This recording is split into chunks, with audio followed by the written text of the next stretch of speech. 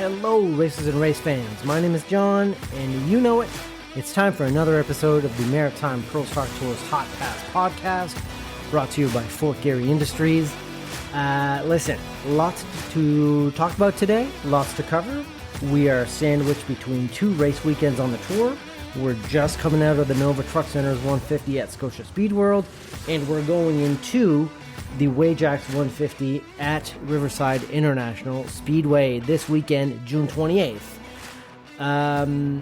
Maple Leaf Classic, also going to be there. NASCAR Canada Series is going to be joining us on a double bill of racing on Saturday, June 28th. They're at it for 300 laps. We're at it for 150. Get your tickets now. Pretty good deal. 450 laps of racing coming at you this Saturday, June 28th, Riverside International Speedway. If you haven't gotten your tickets already, get to the Riverside Speedway website and get them there, or maritimeprostocktour.com. Well, let's start at the beginning, which is to go back to the Nova Truck Center's 150 that took place last weekend at Scotia Speed World. Nova Truck Center is a longtime partner of the Maritime Pro Stock Tour. Great to see Peter McGilvery there. Great to see Special Olympics Nova Scotia with some athletes with us everywhere. In the pace car, in the pits, on the flag stand. These guys had a great time. And a few of them went home with trophies from our winners. But let's start at the beginning. I mean, let's talk about Alan Iverson's favorite topic, practice, right? Let's talk practice results because it was a hot day. It was muggy, warm, and you just didn't know how that was going to affect the times, how that was going to affect the field, and how tight the field would be that day. Well, listen, I don't need to tell you that the field was tight. Practice one, Cole Butcher, top of the board, by not much. And when I say not much, I mean thousandths of a second to Cory Hall in second place. Third, Austin McDonald. Jarrett Butcher fourth, and Nicholas Noggle rounds out your top five in practice one. Nicholas Noggle would go to the top of the board in practice two by, again, mere hundredths of a second to Cory Hall in second place this time. Austin McDonald, Cole Butcher, and Gage Gilby would round out your top five. And final practice, Cory Hall at the top of the board with a 14.237, and Nicholas Noggle second with a 14.354. So again, a game of inches. Jordan Vino third, Austin McDonald fourth, and Ashton Tucker fifth. It was hot. It was greasy. Here's what Cory Hall had to say about track conditions after practice. Here with the 83 of Cory Hall. Cory, beautiful day today in Halifax, finally, to go racing. Practice one, top of the board. Practice two, close to top of the board. How's the car today? Any particular issues you're chasing? Or? Yeah, I think just the track conditions are a little different. We didn't test this week, just too much going on. But I don't know. I think it's still going to race pretty good. It just doesn't seem to have as much raw speed as maybe last time. But certainly different track conditions. And it's definitely hot, slick, no grit. It makes it hard because you don't know, we're a little tight in the middle, but we're a little free off. So you don't really know what to do to make both of those better. But I think we're just going to kind of let the race play out and hope that kind of the same program ends up working out. All right, another 20 minutes to go. Any changes in sight for you?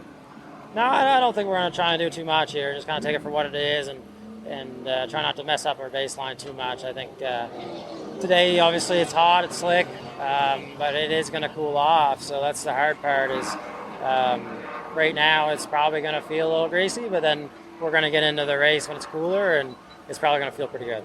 All right, well, good luck, 83. Looking for a repeat win here at Scotia Speed World. Thank you. So after practice, we moved on to qualifying and the heat races. So we had 19 cars. We split them up into three groups. The first group, your slowest group, was headed by Alex Johnson, followed by Stevie Lively, Russell Smith Jr., Sam Rogers, Chris Hughes, Tyler Hawes, and Gary Elliott. And you've heard me say in previous episodes that I'm always advocating for some sort of incentive in heat races because guys don't want to burn their stuff up in a heat race. They don't want to risk crashing their stuff up in a heat race. it often leads to just riding around for 10 laps and saving your stuff and make sure you don't wreck because you want to be there for the feature. While that makes sense, it's sometimes not very interesting for the fans. Well, Heat 1 that day would be the case to prove me wrong because there was a lot of movement in Heat 1. Listen, the 80 led the way, as I said, and he ended up finishing second to last. Russell Smith Jr. also fell back to third last, and you had Stevie Lively taking the lead, followed by Sam Rogers, Tyler Haas, Chris Hughes, then Russell Smith Jr., Alex Johnson, and Gary Elliott. So lots of movement there. That was great to see. Heat 2, your sort of middle of the pack group in terms of practice times. You had Gage Gilby leading the pack, followed by Jarrett Butcher. Then you had Marty Prevost, Caden Tufts, Ryan Van Orescott, and the 26 of Braden Langell. Now that one, you could give it to me as, yeah, we probably need something to spice up them heat races because the finishing order basically saw one position swap in those 10 laps. Caden Tufts overtook Marty Prevost. That was it. The rest of the order remained the same. Heat 3, your fastest group, was led by Austin McDonald, Cory Hall, Jordan Vino, the 53 of Cole Butcher, making a return to Scotia Speed World and the Maritime Pro Stock Tour. If you didn't listen to my last episode, go ahead. I've got him and Jarrett on at the same time, so that was fun. And after Cole was the 08 of Nicholas Noggle and the 2 of Ashton Tucker. So in that one, you had 3 moves for a position, so there was some action there. And before we wrapped up on practice and heat racing, we talked to a few more drivers to see what their cars were like and what they expected their day to be. One of them being Nicholas Noggle, also making a return to the Maritime Pro Stock Tour. Nick and the Brycon construction team, always competitive, always fast. So we knew we could expect them to have a good finish that night.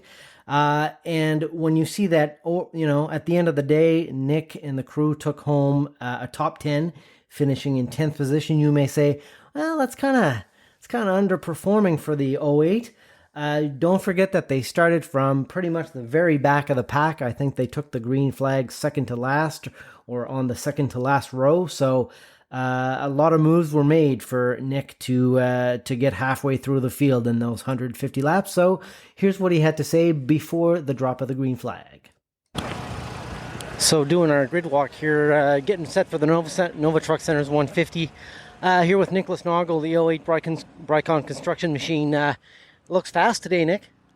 Yeah, I think the car's solid. It's a home track, so we definitely put a little bit of more effort into the car this week. But we'll show up with a car that I think is capable of winning. And today, I just think we got a little bit more under us.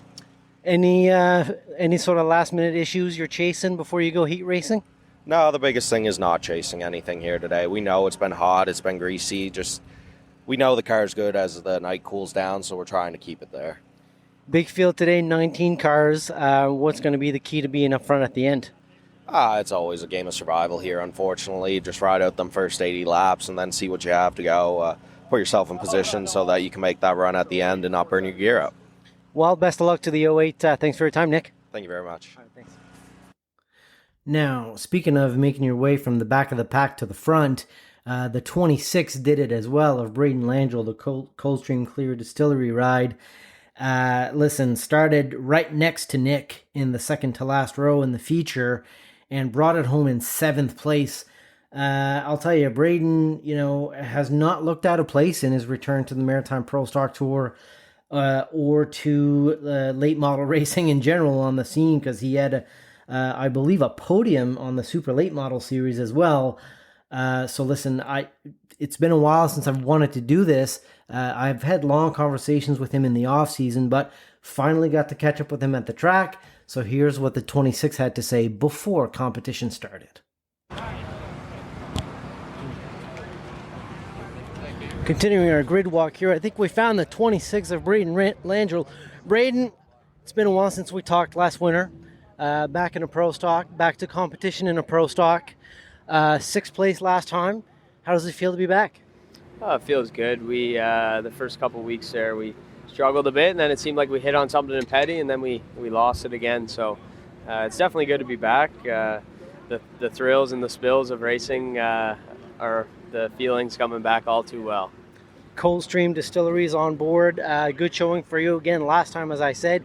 Today, we've just gone through 3 practice sessions. Any sort of last-minute issues that you're chasing with the car today? You're happy with it? I think we'll be all right. We lack a little bit of fire-off speed, but I think our race pace is good. Hopefully, we'll keep the fenders on it for 150 and ride around for the first 1 to 120 and hopefully be there at the end. All right, best of luck to the 26 of Braden Langell, the Coldstream Distillery ride. Thank you, sir. Now, another one I wanted to make sure to catch up with this weekend was Caden Tufts. Caden, not only was he making his first start on the Maritime Pro Stock Tour, but, big plans for the kid. He's got an opportunity to go NASCAR Truck Series racing in a few weeks, so wanted to make sure to tap his shoulder and collect his comments before he got in his race car for his first start ever on the Maritime Pro Stock Tour. Here's what Caden had to say. Here with the 44 of Caden Tufts. Caden, what is going through your mind right now? You're about to take the wheel of this 44 Pro Stock for the first time in competition. How are you feeling? We're going to see what we can do. We're going to try to keep it in one piece and maybe get a couple spots if we can. If not, then keep it in one piece and see what we can do for the future. So what's the plan for today? Really, I'm thinking try to run all 150 laps, learn as much as you can, come back stronger next time, and really, how does this thing feel right off the box here today? Yeah, it feels good. We struggled first practice a little bit, but we got it figured out for the second practice, and we're just improving every bit we can, and we're just getting laps in pretty much. We're just trying to get used to a big car with my NASCAR trucks debut coming up. We're just going to try to improve every race we can, every little bit, and see where it gets us in the end. All right, best of luck today, Caden. Thank you. And I think it was mission accomplished for your Lucas Oil Rookie of the Race. Caden started in 6th position on the grid in the feature and brought her home in 9th place, so mission accomplished. Brought her home in one piece, ran all the laps, and got to learn what it was like to field a big car around a racetrack before he makes his NASCAR Truck Series debut in a few weeks. Next on my list was Jordan Vino, and the reason why it was Jordan Vino, it's because, if you want to talk up-and-comers on this tour, a guy that you can really see moving up from a sort of second-tier pace to a first-tier pace and really run with the big boys, I think Jordan is right on the cusp of that. He had a great result in our first race in the Kenny Upel 150, and he also got his first podium last year. He's in a new car this year, help from King Competition, so I wanted to make sure to stop by and see what his thoughts were on the car before the green flag dropped. How's the car today? It's not broken yet. No, we actually got to run all practice. We were P3 last practice, and very, very quick. Get comfortable. Doesn't feel like there's a lot of grip in the racetrack today, so we're fighting that. I think the car is probably a little better if the grip level comes up, but we'll see how the heat race goes and make a decision from there. Yeah, the sun is hot. The track is slick. Talked to a few other drivers that mentioned the same thing. What's going to be the key today to, trying to bring it home another top 5 or maybe even better? Not using the tires up. Last race, I think we actually saved a little too much, so we're just going to kind of run about on that same strategy and have good tires at the end and last 50, 30 laps fire off and hope we're running up front and can stay there. All right, best of luck to Jordan Vino. Have a good one today and don't break anything. Well, it would be another good day for Jordan Vino on the FGI Pro Stock Tour. Another 5th place finish. So, when you start the year with 2 straight top 5s, you're off to a good start. So congrats to the 11V crew. Great run again at the Nova Truck Center's 150. Definitely, as I said, these guys are trending. They're on the upswing. Use whatever you want. Can't wait to see what they bring to Riverside this weekend. Now, of course, couldn't finish my grid walk without speaking to Cole Butcher, making his return to the Maritime Pro Stock Tour, his return to Scotia Speed World. And as you'll tell by the tone of his voice, not quite sure really what kind of piece he had in his hands there before the race started. Didn't sound like he had a ton of confidence in the car, and I think the result will ultimately prove that. Cole started the feature on about mid-pack, and he unfortunately wasn't able to finish the race, wiping out basically in a great ball of fire with 2 laps to go. So before all that, and before we revisit all that in our race review comments, here's what Cole had to say before the race started. Just found the 53 of Cole Butcher here. Cole, we just spoke a couple nights ago. You were on your way back from Riverside. Here we are today, Nova Truck Center's 150, Scotia Speed World. How's the car today? It's a little hit or miss. I feel like it was pretty good second run of the day, then it kind of got sloppy, but last round we were pretty happy with it, so we'll just have to see how it races. Okay, so 3 practices in, about to go heat racing. Any last minute issues you're still chasing on this thing? I don't know. We are. It's too late now, so I feel like we have a decent piece, so we just have to see what happens after 100 laps. All right, so what's going to be the key to ending this thing up front today after 150 laps? Just be at the right place at the right time. There's a lot of good cars here this weekend. So you just got to be patient and just make the best of everything. Yeah, practice times were really tight. You were at the top of the board for the first session. Does this thing have enough speed in it to go all the way to the front?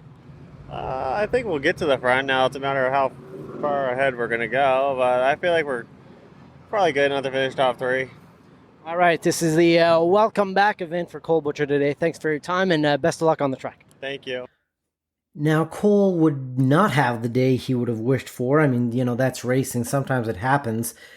Cole started the race mid-pack and ended up finishing in 16th place. Listen, let's talk about his day for a second. I mean, like I said, started mid-pack, and really, I think to sum it up, just was never really able to improve on that. Wasn't able to run with the leaders, but was involved in good battles with cars with the mid-pack cars, but really the Halls, the Butchers, the Tuckers, even the Gilbys and the Vinos were far ahead. So not the day he would have wished for, and it all came down to, I don't know. I didn't talk to Cole after the race. I don't know what happened, but with 2 laps to go, all of a sudden the 53 spins out on the front straight in great balls of fire, very dramatic. Could he have pulled it in? But again, I don't know. But what I do know is, Cory Hall, with good reason, wasn't very happy about it because that caused a late race restart while he was miles ahead of the field. Make of that what you will. I don't know what happened or why the 53 pulled off where it did. If he was able to pull it in before that or not. But that is what I only know what my eyes tell me. I have no insight into whatever may or may not have happened there. But that was the day for Cole Butcher. And last but not least, to conclude our pre-race comments, the 25 of Ryan Van Arscott, the team from Antigonish and the crew made the way to Scotia Speed World for the Nova Truck Center's 150. One of our full-time riders now on the Maritime Pro Stock Tour in his 4th season.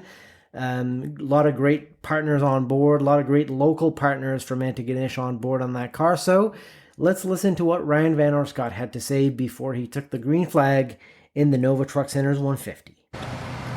Found the 25 of Ryan Van Arscott. Ryan, this is your 4th full-time season now on the Pro Stock Tour. We're coming into the Nova Truck Center's 150 today. New car. Are you getting this thing under you yet? Still some issues to figure out? Still getting it the way you want? Yeah, no, it's under me. It was amazing out of the box last race. Yeah. A little bit of driver error screwed the result up, but the car's a rocket ship. Very happy so far. We'll just keep at it, keep learning, and put ourselves in position to be at the front for one of these. Well, 11th place finish last time. Turned almost all the laps but one. Yep. What's gonna be key today to make sure that first of all you finish and then have a finish that you're gonna be happy with? Yeah, with 19 cars today, it's going to be a little tricky to work to the front. So qualifying will be a big deal. See how we fare out from there, but just take time. 150 laps is a good amount of laps to get to the front. So attrition will pay dividends, I hope. Yeah, absolutely. Listen, best of luck to you. Beautiful car. Ron McGilvery still on board this year. Steve Doyle Construction.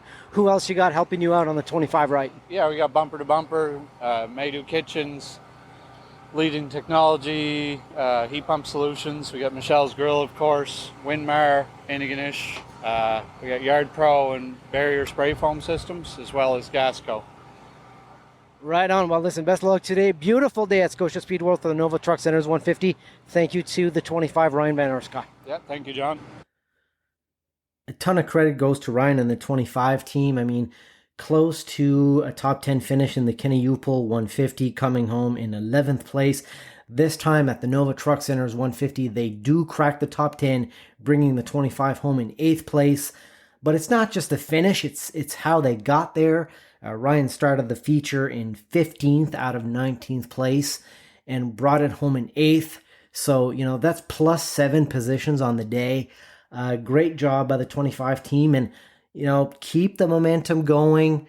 Hope that to see them do as well, if not better, at the Wajax 150 this weekend at Riverside. Now, of course, I would be remiss if, before I walk you through our running order for the feature after the qualifying was done, you got to give a shout out to our pole sitter, Stevie Lively, Shubenacadie, Nova Scotia. The guy couldn't race last time in the Kenny Upel 150 because they blew a motor in practice. He was back, and he was back in force. Listen, this was the second time ever, I think, in his 5 full-time seasons. Maybe even a little bit more than that, but I think it's 5 full-time seasons for Stevie and the gang. For them to start on pole, it was just great to see, and to see him, fend off Sam Rogers, Tyler Hawes, Gage Gilby, Jarrett Butcher, etc. For like 10 to 15 laps, he held his own. So props to Stevie Lively and the 30 crew for starting the day up front and keeping that, defending that for the first, really, like 10th of the race. Like, great job. If you had a scanner, by the way, if you have a scanner at the track and you want to plug it in on one car for the entire race, do yourself a favor and tune into the 30 crew radio. It's colorful, it's entertaining. Yeah, that's all I'll say about that. But that's if you're gonna tune into one team and one team only, that's the one you want to tune into. Trust me. All right, that's a wrap on our pre-race activities for the Nova Truck Centers 250. Let's jump into our review of the 150 lap feature.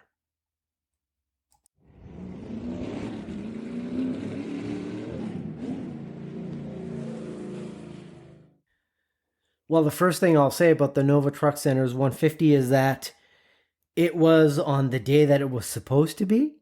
It started at the time that it was supposed to start at. All that to say, wow, a great day. Sunny day in Halifax, hot day in Halifax. You heard the pre-race comments of Cory Hall and others, including Jordan Vino, saying, when it's hot, it's greasy. There's not a lot of grip on the track. And we certainly, lived through that in practice and in qualifying. Here's how your feature lined up to take the green flag in the Nova Truck Centers 150. As I said, Stevie Lively on pole. Next to him was Sam Rogers. Row 2 were Tyler Hawes and Gage Gilby. Row 3 was Jarrett Butcher and Caden Tufts, followed by the 11 of Marty Prevost and the 13 of Austin McDonald. The 53 of Cole Butcher was next to the 11V of Jordan Vino. Cory Hall, of course, he was very fast in practice. He won his heat race, but the rule says if you've won a race on the tour, you can't start any better than 10th. So Cory won the first race of the year, the Kenny Upel 150, and so he could not start any better than 10th, which explains his starting position, which was 11th. Next to him was the 2 of Ashton Tucker, and you knew these two were going to be somewhere near the front at the end, followed by Chris Hughes and Russell Smith Jr. Behind them, you have the 25 of Ryan Van Arscott and the 80 of Alex Johnson. Second to last row was the 26 of Braden Langell and the 08 of Nicholas Noggle, our two hard chargers for the day. Braden Langell took home the contingency award for that, actually, the Swift Springs Hard Charger Award for his ride from the second last row to 7th place. And Gary Elliott was our final starter in the feature. Now, how did the day unfold? Well, trouble early for the 80 off the pace and to the back of the pack. Meanwhile, Stevie Lively was stretching out a lead on the field. That was fun to see. 25G of Gage Gilby picking up 2 spots. By lap 6, he's up to P2. The 13 of Austin McDonald is also starting to make his way up to P4 by lap 10. The 25G then took the lead on lap 15. Austin McDonald takes second position on lap 18. And then Jordan Vino is already making his way to third by lap 19. And we're talking about a guy that started pretty much exactly mid-pack. He's up to third by lap 19. So you knew the 11V was fast. The 83 and the 2, well, they're on the move around lap 23. Didn't take them long to start making their way up front. 4th and 6th, respectively, for Hall and Tucker by lap 23. As a reminder, Cory started 11th and Tucker started alongside him in 12th. So these guys are already starting to carve their way through the field. And the 08, Noggle was also on the move, up to P11 by then.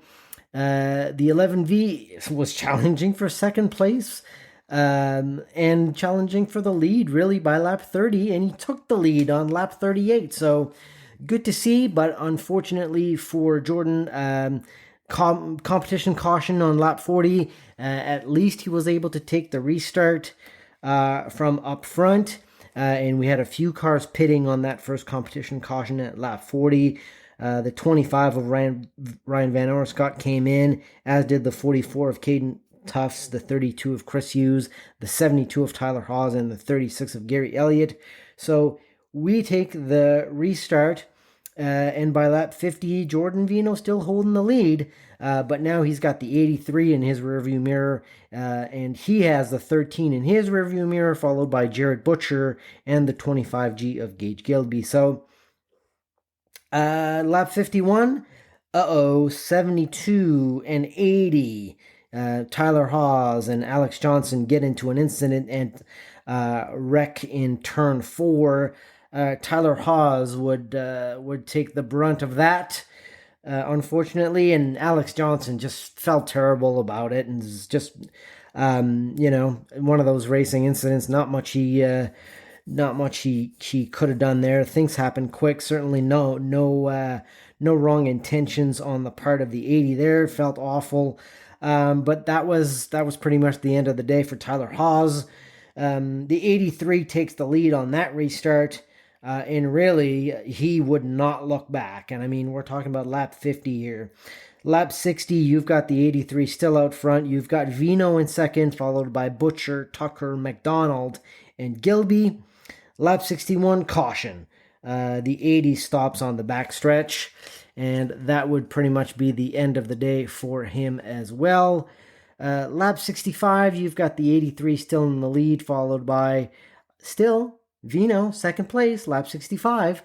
Then you've got Tucker, Butcher, Gilby, McDonald, and the 53 of Cole Butcher. So that, would be, as I recall, the best position we saw Cole that day, meaning close to the leaders, but not really, right? Like, he wasn't really within a sniff of that lead pack, but that was probably his best position all day. Lap 66, the 25, Ryan Van Arscott spins in turn 2, caution comes out. The 0 pits, the 36 pits, and the 54 was starting to come on strong, battling the 2 for third place on lap 72. So Tucker and Butcher going at it for a few laps. That was great to see. By lap 75, you still got Hall up front, followed by Vino, Tucker, Butcher, Gilby, and McDonald. And behind them, you've got Braden Langell starting to sniff the lead pack. And the 53 of Cole Butcher is there, followed by the 88 of Russell Smith Jr. Then we have our second and last competition caution on lap 80. The 32 comes into the pits.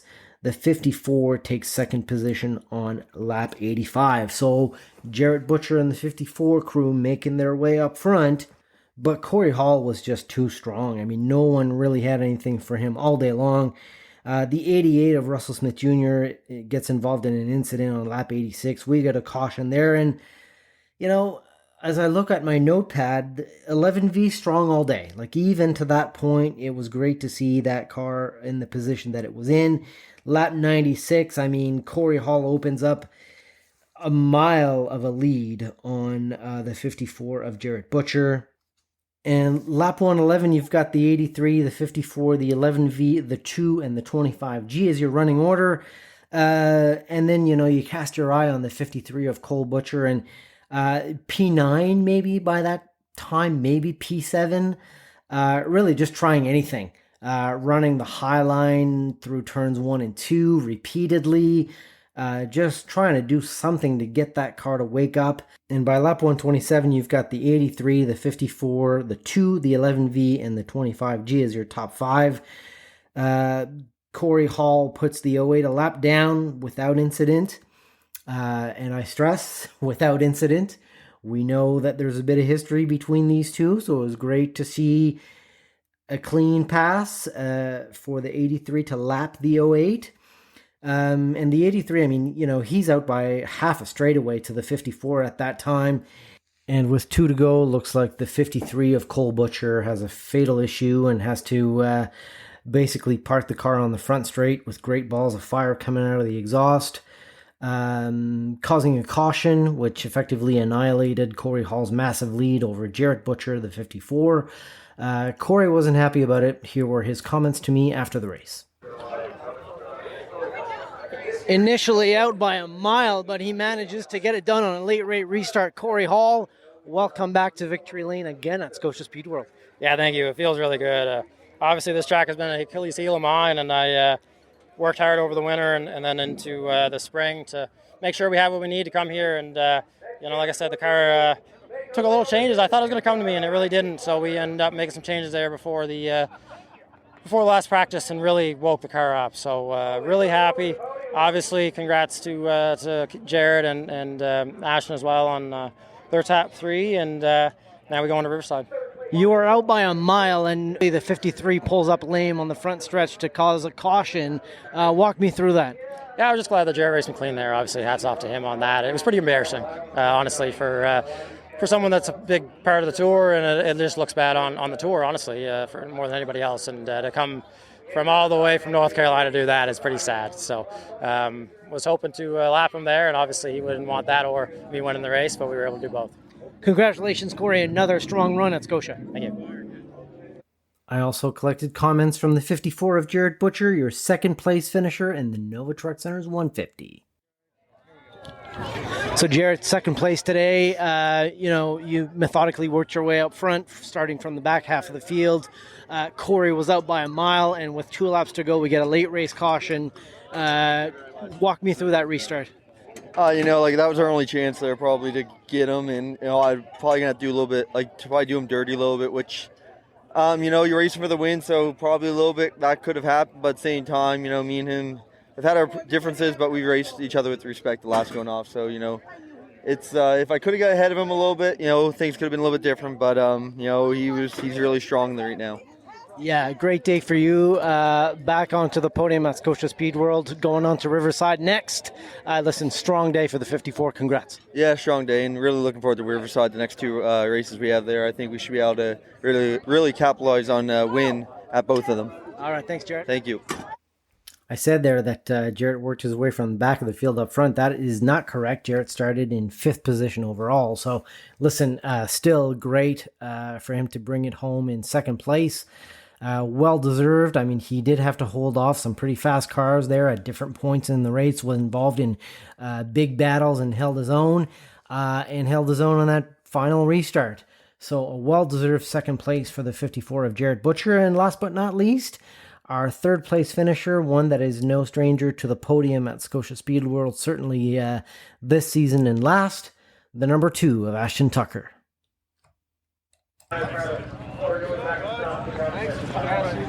Ashton Tucker, third place today. What a race, buddy.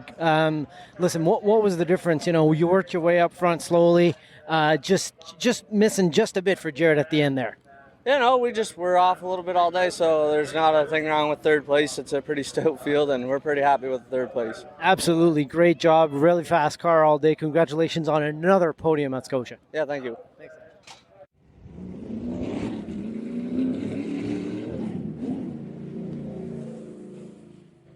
And that's a wrap on your Nova Truck Center's 150 at Scotia Speed World last weekend. Cory Hall starts the season as a back-to-back winner on the Maritime Pro Stock Tour.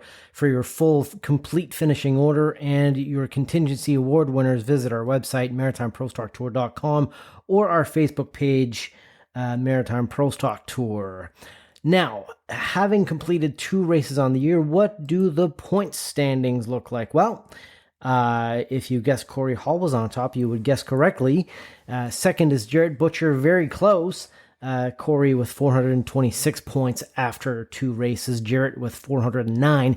1 point behind Jarrett is the 2 of Ashton Tucker. And 6 points behind him is the 13 of Austin McDonald. 1 point behind him is the 11V of Jordan Vino. And it's tight. And, you know, I know it's tight, John. It's only been 2 races. Well, that's what you want to see, though, starting out. You want to see a tight championship race forming right off the bat, and we've got that right now. Again, your top 5 in points after 2 races are Cory Hall, Jarrett Butcher, Ashton Tucker, Austin McDonald, and Jordan Vino.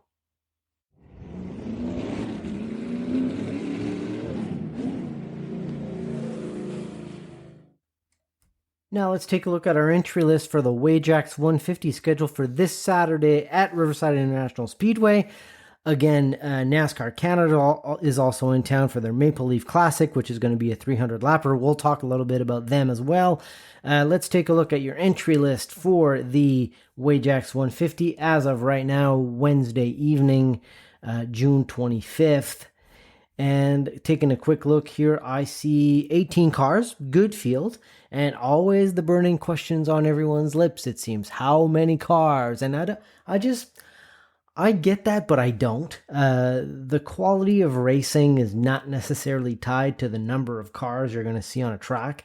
I get that there's a threshold there, okay, that you probably shouldn't have any less than X amount.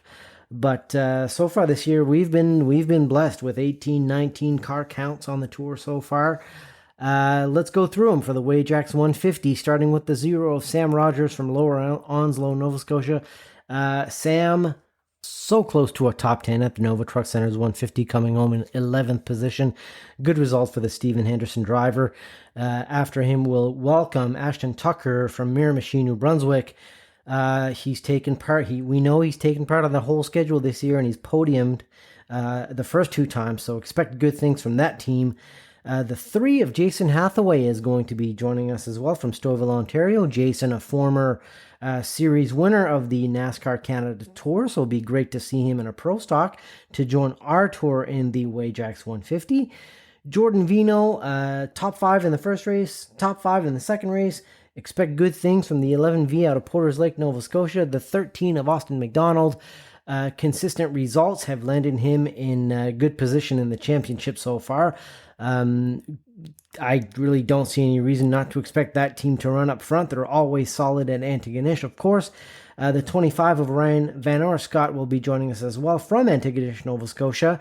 Really liking the new car, really liking the new package they've put together. He's got the thing under him and he's ready to charge. Can't wait to see what they can do at Riverside in a few days. 25G of Gage Gilby will also be joining us. So far, so good for the season for Gage. I think steady wins it. And you can expect the 25G on track with us this weekend at Riverside as the 26 of Braden Langell. As I said, good start or good return to Pro Stock Racing for Braden Langell and the 26 crew. You know they're going to be a threat at Riverside. He's got the thing you can't sort of sleep on Braden is that he's got a lot of experience at Riverside.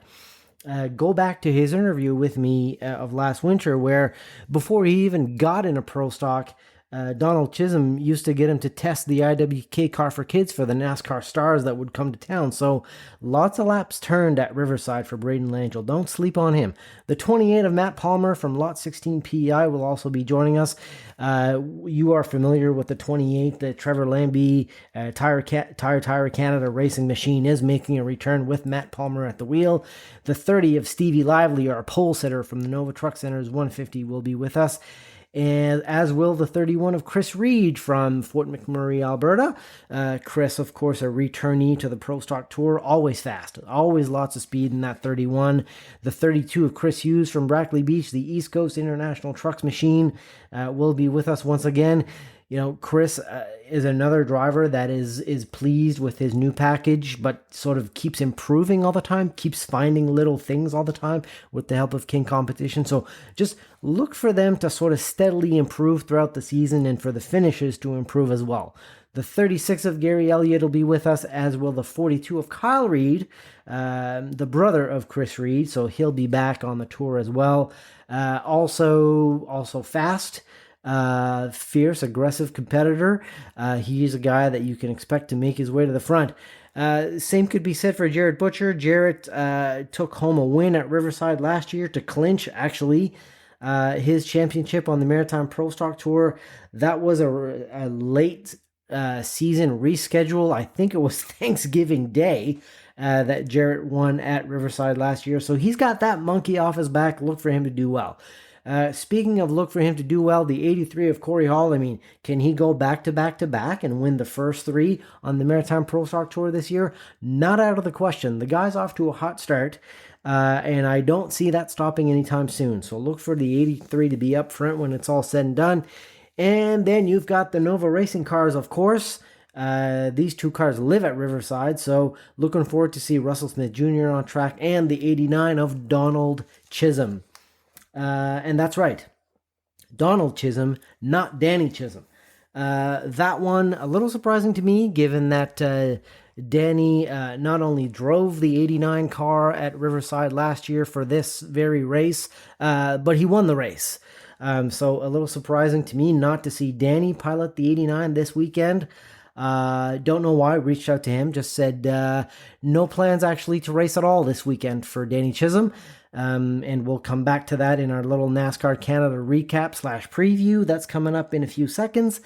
Despite a very good performance at Canadian Tire Motorsports Park in the NASCAR Canada Series about a month ago, a little more than a month ago, May 18th, I think it was, Danny started 25th and finished 10th. So the kid made up 15 positions on a road course and doesn't get an opportunity to race this weekend at Riverside with the NASCAR Canada Series or the Maritime Pro Stock Tour.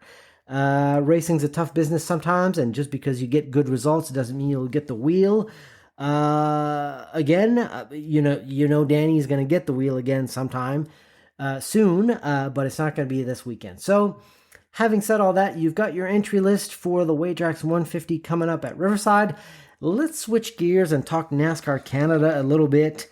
Because, listen, you might not have followed the NASCAR Canada Tour this season very much. There's a very good reason for that, is that they're supposed to have run 3 races so far this year, and they have run one of them. The other 2 were rained out. So they got the season underway as planned at Canadian Tire Motorsports Park. Marc-Antoine Camiran was your winner there. Expect him and the Paillet Chevrolet team to do well at Riverside also. And, I can't help but think of Andrew Ranger because of, my connection to his spotter, Joe Chisholm. He'll be there as well. And so will all the other NASCAR Canada Series stars. So really, not much of a season recap to do here. Their second race which was supposed to take place at Quebec Oval, was rained out as well. And their third race that was supposed to take place at Sunset Speedway in Ontario was rained out as well. So 1 for 3 so far for NASCAR Canada this year, but what a show they put on last year at Riverside, running 2 features in the same day because of weather, through power outages, and what a day. But at the end of it, we got to see 3 races last year, 2 NASCAR Canada features and 1 Pro Stock feature. And this year we're going to see our Wajax 150, and we're also going to see the NASCAR Canada guys fight it out for 300 laps. Marc-Antoine Camiran, as I said, is your current points leader, having won the one and only race that they've been able to run so far. That's it. You're all caught up. You've got your recap from the Nova Truck Center's 150. You've got your preview for the Wajax 150. And listen, not much of a rundown for NASCAR Canada guys this year, but listen, rain has gotten the better of them for 2 out of 3 races. But go check them out, though. NASCARCanada.com. Go see who's going to be at the track this weekend, but expect the stars: Marc-Antoine Camiran, Andrew Ranger, Kevin Lacroix, Alex Tagliani, and on and on and on. You'll see them probably this Saturday at Riverside. We'll see you there. Until then, keep your belts tight and your hands on the wheel.